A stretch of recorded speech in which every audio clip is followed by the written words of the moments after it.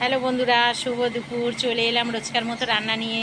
তো আজকের অনেক দেরি হয়ে গেছে বন্ধুরা রান্না করতে।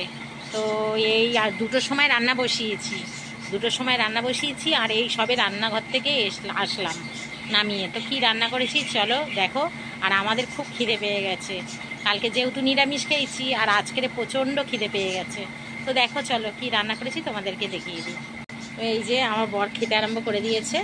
এই দেখো, উচ্ছে আলু ভাজা করেছি, দুটো উচ্ছে ছিল, ওই দুটো উচ্ছে আর একটা আলু দিয়ে ভেজেছি। আর এইটা হচ্ছে পেঁপে ভাতে, এই যে পেঁপে ভাতে আমি আর আমার ছেলে খাবো। আর এখানে শসা কেটে রেখেছি। আর করেছি এই যে ট্যাংরা মাছ, এই যে পেঁয়াজ কালি দিয়ে ট্যাংরা মাছ টমেটো দিয়ে করেছি।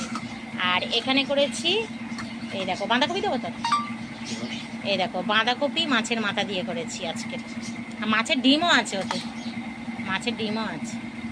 এই যে বাঁধাকপি করেছি মাছের মাথা আর ডিম দিয়ে।